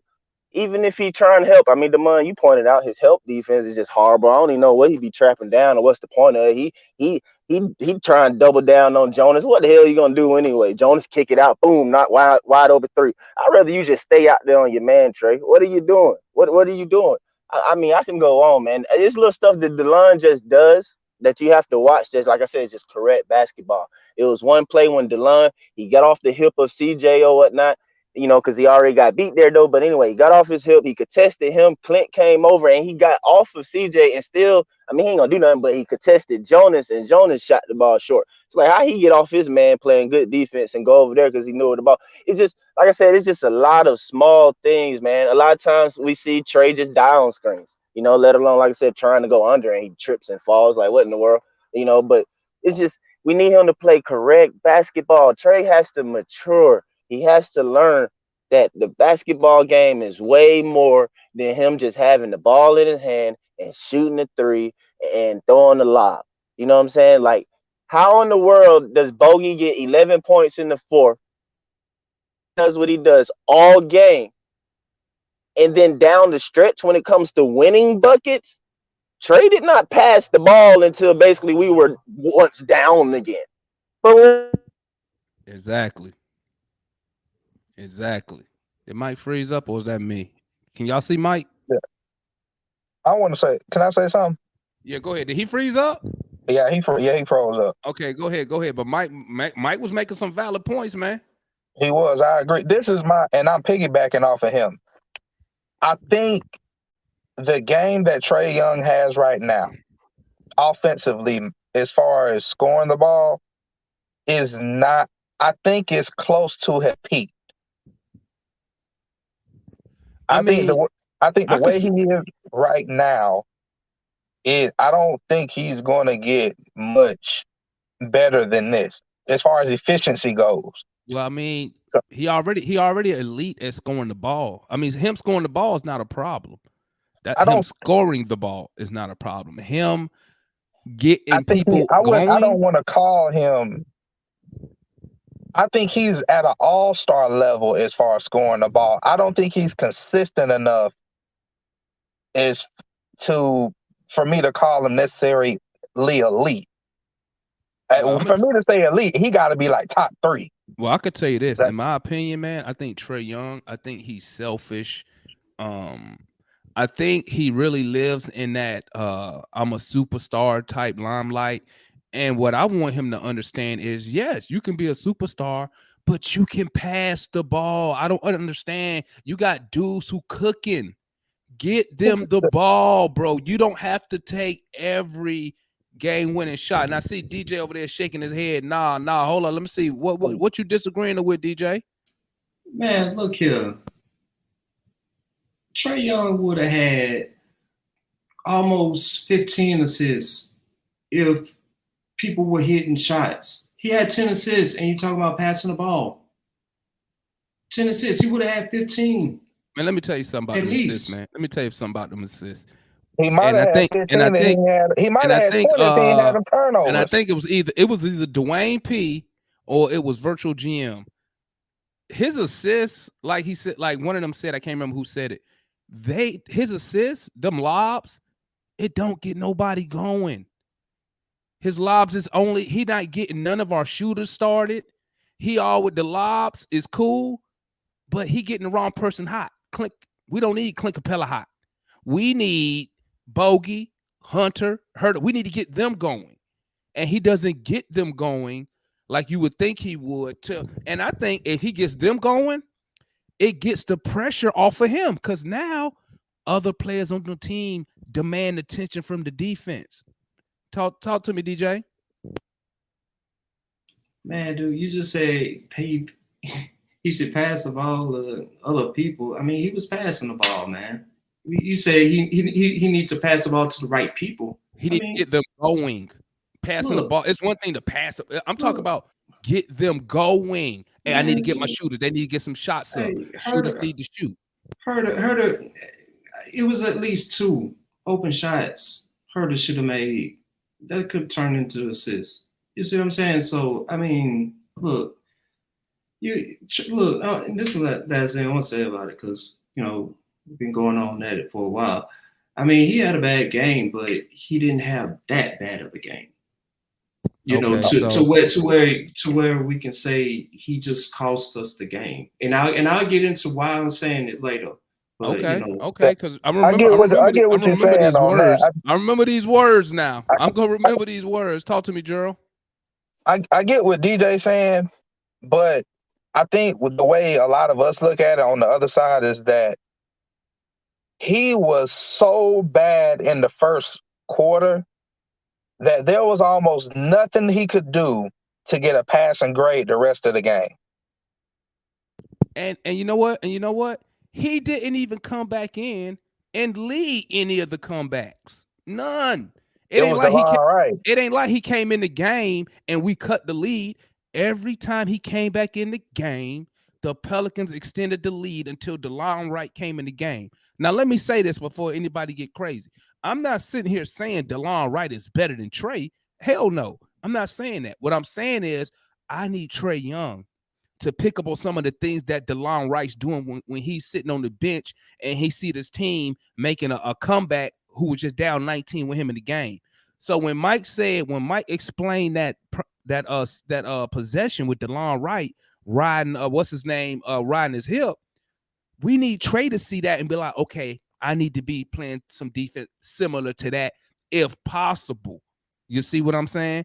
But bro, go back and look at the game before. And I'm gonna speak on something else after we finish these player ratings. I'm gonna speak on something else that I noticed looking at the numbers. But we just need Trey. He has to improve. He sets the tone for the team, bro, all day. But I mean, to me, the 21-10, it don't mean nothing because none of them points was in the comeback. We had already came back when he come in the game. Okay, then you got 10 downs, but you got 7 turns. So I got a mean, question. that 21-10 is fake news. That 21-10 didn't help us. You feel me? It may look good on the scoreboard, but let's be honest, bro. Every time he was in the game, we was down at least double. We was down double digits when he come out the game. Point blank. Period. That's facts. Go back and look at the game, bro. I was watching. I was like, this is crazy. What's your question, Gerald? So, correct me if I'm wrong. Y'all tell me how y'all feel. Let me finish, Gerald. Let me finish the player ratings, then we'll go to the questions. Then I go into it. My bad. Okay, we got only person we got left. Hold up, we got 2 players left, guys, and we got the coaching staff. All right, Gallinari. 41 minutes. I don't think Gallo keep playing all these damn minutes, y'all. 41 minutes, 27 points, 5 rebounds, 3 assists, 11 for 21 from the field. So he over 50%. 3 for 9 from 3, 2 for 2 from the field. From the free throw line. He was a +4. What you got on Gallinari tonight, Gerald? Gallo get a 9 from me. Only reason he don't get a 10 is because we lost. Okay. What you got on that, analyst? Yeah, same thing. I think the Gallo's gonna get a 9 tonight. I don't feel like we found him enough tonight. Even though he played 41 minutes, I feel like there was and I was gonna address this a little earlier. I felt like Gerald said that we couldn't afford to take Gallo out, but it was like for a moment there, he wouldn't even getting touches. And I felt like that to me hurt us because I feel like Gallo, if you get Gallo at the mid range or a pretty good look from 3, he'll make it. So he'll get a 9 from me tonight. He would have gotten a 10 if we would have completed the comeback and won the game. But he'll get a 9 from me tonight. What you got on Gallo tonight, DJ? Yeah, give him a 9. Look, he had a good game when it comes to points, but what we needed him was the rebounding. Only 5 rebounds. So, but when it comes to Gallo, we wouldn't have been in the game if it wasn't for him. So a 9. But he just gives a 9 because, the rebounding. And I'm with y'all, man, with the chat. I'm giving Gallo a 9. Okay, moving on. Last player we got up here for the night, Clint Capela, 31 minutes, 14 points, 10 rebounds. He was 7 for 10 from the field. Missed his 2 free throws. He was a -12 on the plus minus. We know why that was. 14 and 10 with the double-double. DJ, what you got on Clint Capela tonight, my guy? 6. We needed some rebounds, man. And I get into it later on, but the rebounds, man. All righty. Gerald, what you got on Clint Capela tonight?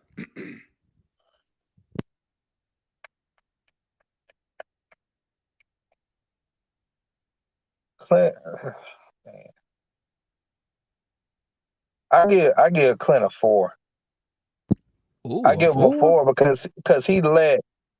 Those 14 points wasn't really impactful, but if you're like the defensive anchor, I'm just talking about guarding your man, not like the other people. Jonas damn near had 30. That's because Jonas can shoot too. Yeah, that's true. But you gotta defend him out there. Right, not going out there, man. I get that. However, how many threes he made? Oh, Jonas? Yeah. Hold on, I'll get to you right now. He made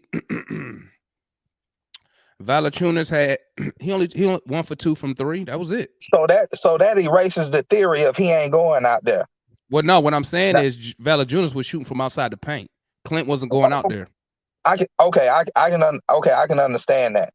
If that's Embiid and Embiid got those numbers, I can deal with that because Embiid, that's 26 or 27 points is more of his average. Jonas don't average no damn 26, 27 points a game. So my center can't allow that out of him. Let me tell you though, when they run Jonas and Hayes right at the same time, which they was doing, and hell, at one time they had the other 7-footer in there too. At one point, Clint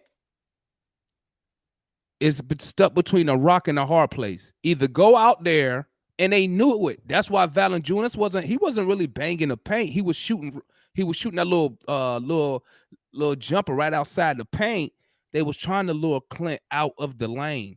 So if he missed, they can get more offensive rebounds. So Clint got to make a choice. Go out there and contest. Now, as soon as he contests, he ain't get you no rebound.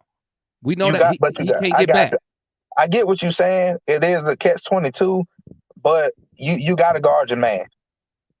I mean, you can say that too. You can say that too. But, but, bro, like I be trying to explain, man, I think people be giving Clint a hard time when he be going against 2 7-footers, dog. The same as that thing he went against Cleveland, and people was on his ass. I'm like, bro, he banging with 2 big boys. Right. I'm not necessarily talking about his defense against Jackson Hayes. I know there's multiple other people on the court. I get that. I'm just saying he allowed his man to damn near get 30. Hey, if the guy don't, he probably don't even average 20 points a game. But you know what though? You know what though, Gerald? It seemed like it's always somebody getting 30 against us. Tonight was just Clint night. I mean, I can go all the way back to the Laker game when Malik Monk went for 30. Right. We can go to the Raptor game when Trent Jr. went for 35. So you can't allow your man to almost get 30 and get out rebounded by, get out rebounded. But then you got to remember that, and we playing from behind. I mean, I think if we don't trick off that first quarter, right? Say even with the turnovers, if we escape that first quarter and say we only down 5 or 8, I think it's a different outlook. But it's when you are after the first quarter, you down 35 to like 15 or 18, whatever it was. Now you spending half your time trying to get back into the game. Now you got to play extra. People gambling, trying to get turnovers and whatnot. But I mean, like with Clint, bro, like I've been saying it all year, man. We too small, bro. We are too small, and it's hard for Clint, bro.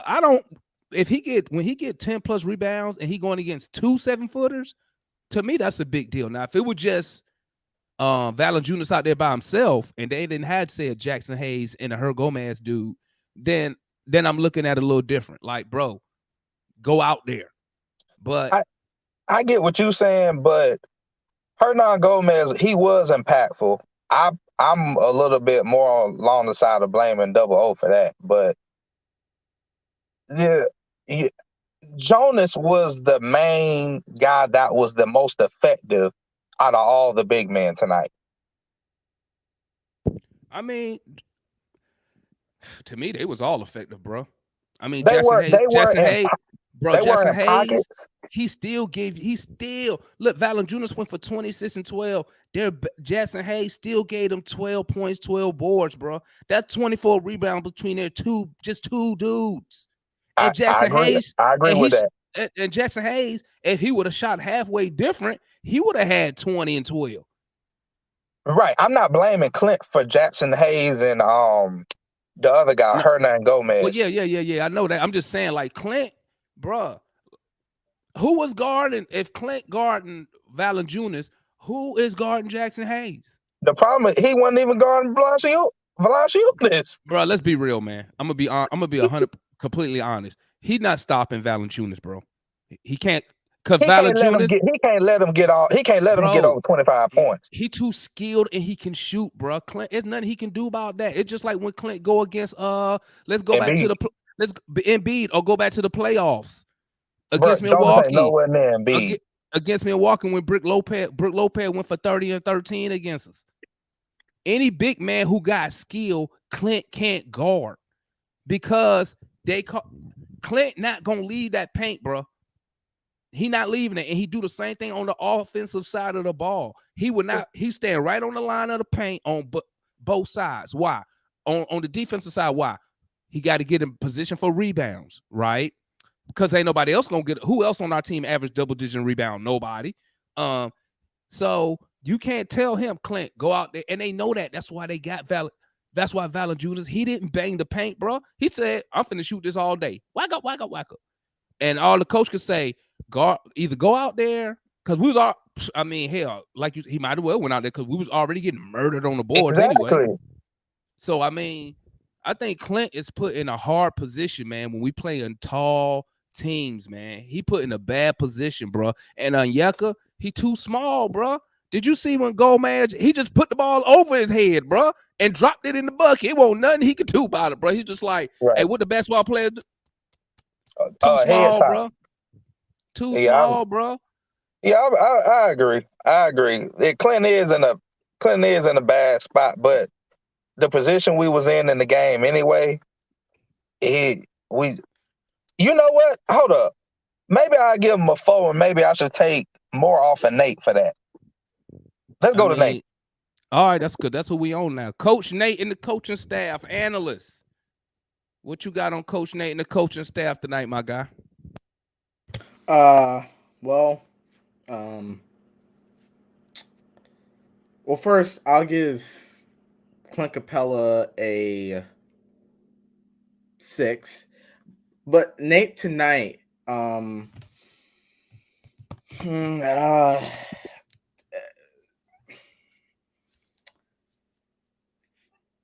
give him a 7. I won't go too low on him because there were some things that were out of his control, but I do feel like that there were some things that he could have made some adjustments on. I feel like he failed to make some adjustments tonight, especially in that first quarter. It's like turnover after turnover, and you stuck with the same guys. If you were going to stick with the same guys, put them in some different positions, and you didn't do that tonight. And I think DJ said it, or Gerald, one of the two. You look at the way that New Orleans came down and how they were just calling plays, and you know they were getting their plays on every play. That's what I miss about Coach Bud basketball. We had an offense. We don't run offense with Nate. We have no offense.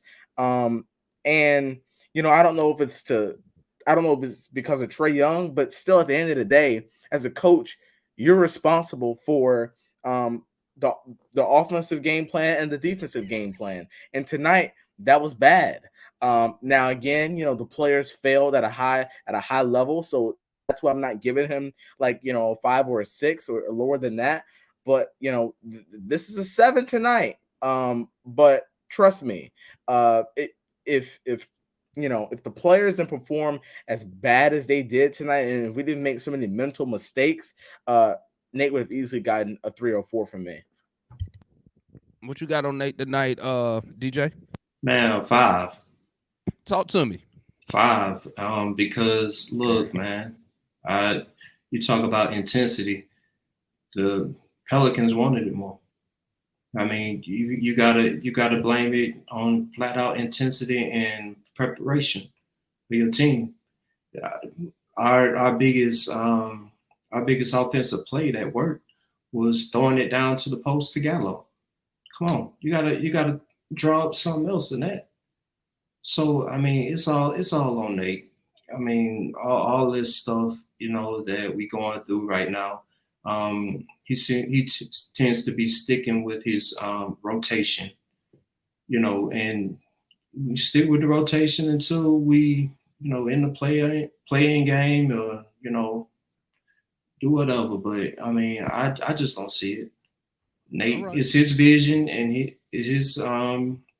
preparing the team. So hey, blame it on him. All right. What you got on Nate and the staff tonight, Gerald? A 2? I ain't gonna go nearly that low. Nate couldn't control them 6 turnovers by Trae Young in the first quarter. So we really don't know the level of intensity the Hawks could have played with, because one man single-handedly screwed the game up. True. So I can't really get with the intensity thing because we really don't know. Second thing, this is one thing I will blame him for. I know we don't necessarily have the guys to do it, but DeMar brought up a point I didn't even think about. When he was bringing in, when they were trying to bring Capela out the paint so they could get offensive rebounding, you got to do something else you got to adjust to that in some way, shape, or form. How do you do that? I don't know. Normally, I have some kind of suggestion, but with I our thought we should personnel, have went I with two don't. big men tonight. I thought we should. We don't have two bigs, man. I feel like we should have had Dang in the game, but that may not have really made too much of a difference on the offensive board. But listen. Oh, my bad. Go ahead. But my biggest thing was down the stretch in the fourth quarter, DeAndre Hunter was not in the game guarding CJ McCollum. That is the one thing that really, really set me off about Nate tonight.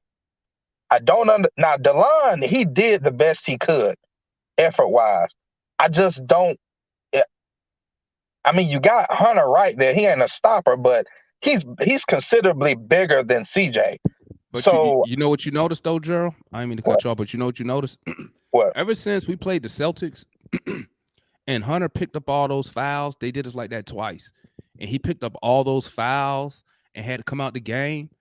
Ever since then, it looked like Nate, what he does, he'll put Delon or he'll put somebody else on the team's best player, like to start the game, and then try to put Hunter on him. Now, does it work? I mean, the jury's still out on that. It works some days it don't. But I'm thinking if you're going to do that, then I need Hunter to give me more on the offensive end. If he ain't guarding the other team best defender, then you doing that like, if he going to take, I hate to say, take a break, but if he ain't guarding a good guy, then I need some on the offensive end. But yeah, I did notice that, man, because Hunter, when he guard the best player, he always get in foul trouble. Now, I'm not saying it's always his fault. It could be some bad refereeing. Him. I'm saying in the fourth quarter down the stretch, he should have guarded CJ. At that point, as long as you're not in foul trouble before the fourth quarter, your fouls don't really matter as long as you're not in the penalty. You see what I'm saying? Right. So, but I think because we short players, we short. I mean, let me change that. I mean, it's gonna sound stupid, but I think since we kind of short healthy players, that never mind, man. That shit sounds stupid, man. I don't know what the fuck he doing. Go ahead, finish your thought, man. I'm giving you my thought on Nate, man. Go ahead, man. So yeah, you good. So that was the number one thing that kind of like really, really messed me up about Nate. Delon did earn his right to be in that closing lineup. I will give him that. However, once it was obvious that he wasn't gonna stop CJ, he got to pull Delon. Yeah. Not necessarily that Delon did something wrong, but you gotta go with a bigger body to be able to handle that pick and roll better. Yeah, I agree, man. I agree. Yeah, listen, man, I'm giving Nate a 2 today.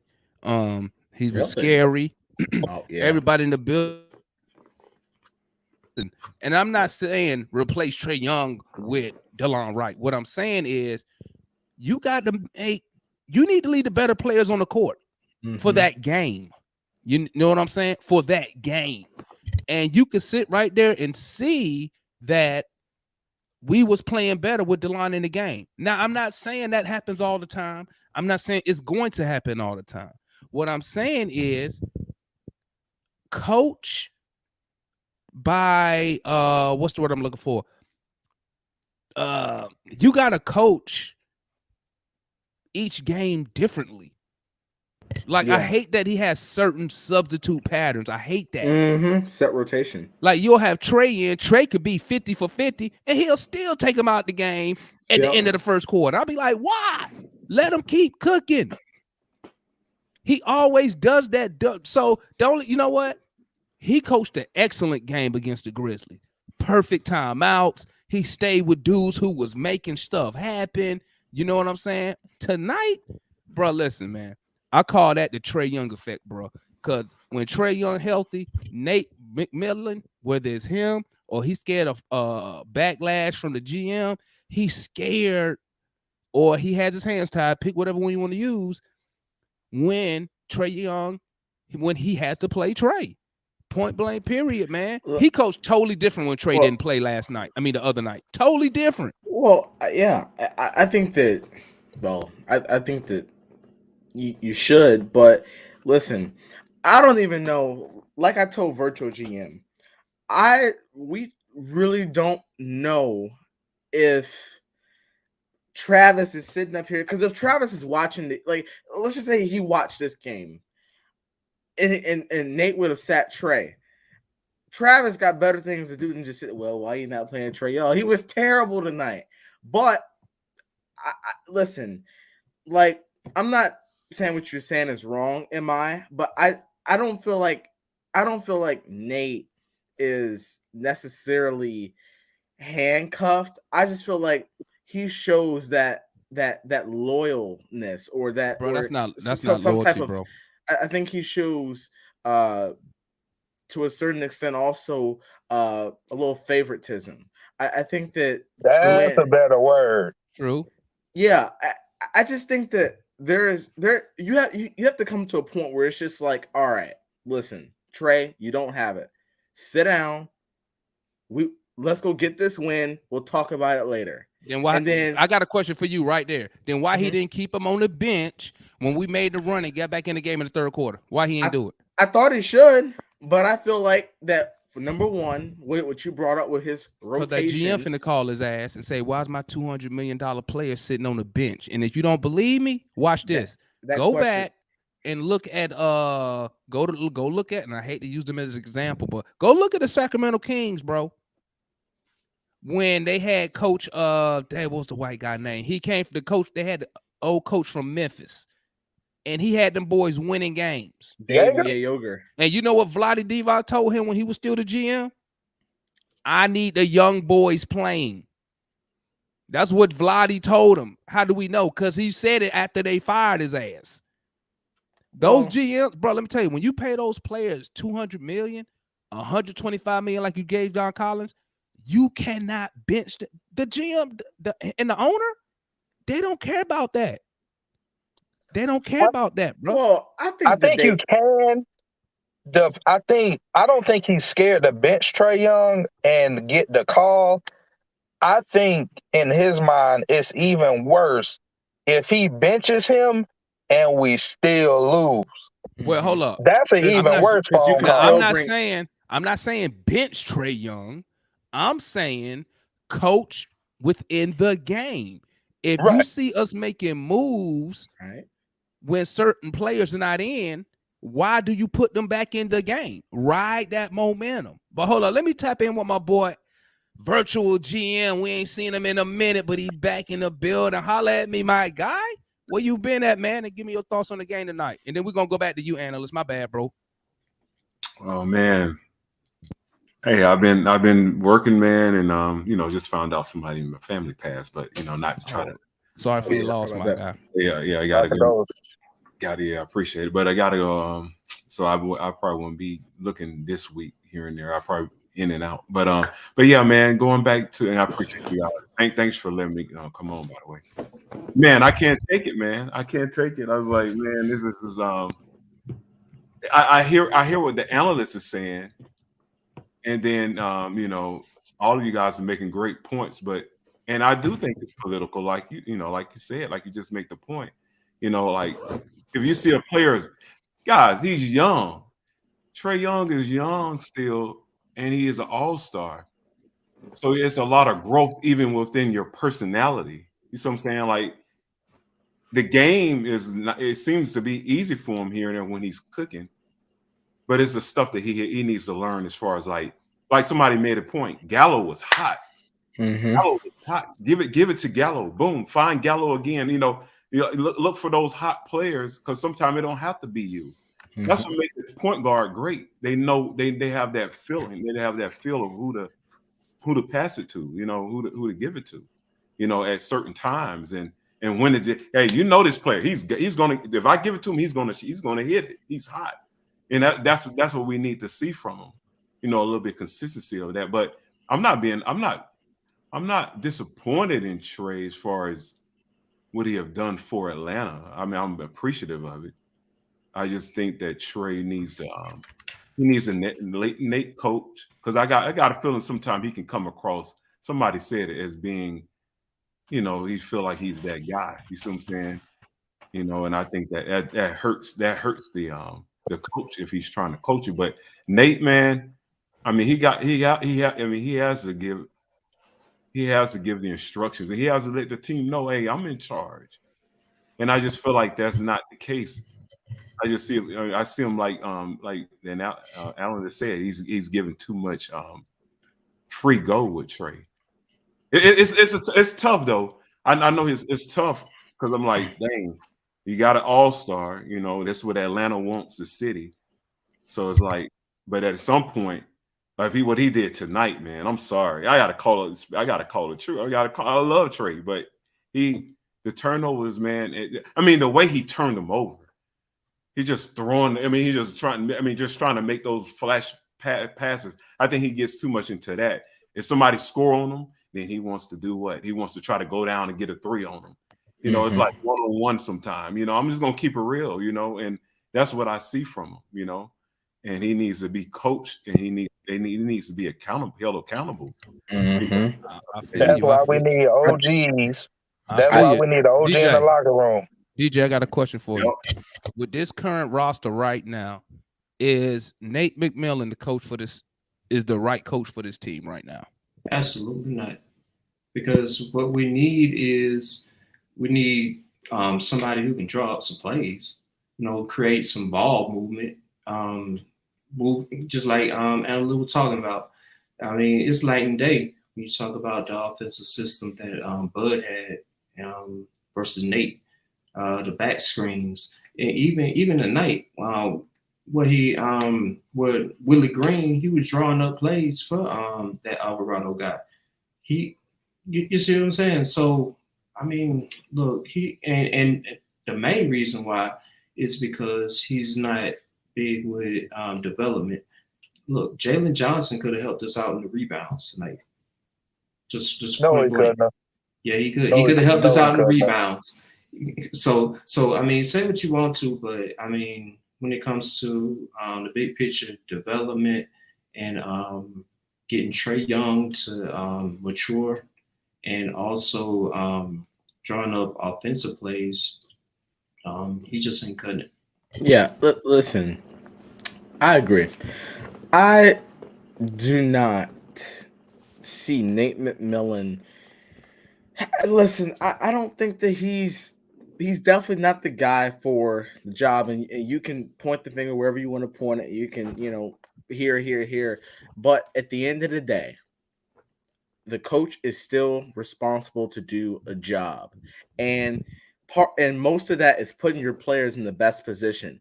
I don't see him doing anything because my eyes are on the game mostly, but I'm also looking up at the sidelines and I'm looking at Nate McMillan standing there with his arms folded the whole time. He didn't call any plays.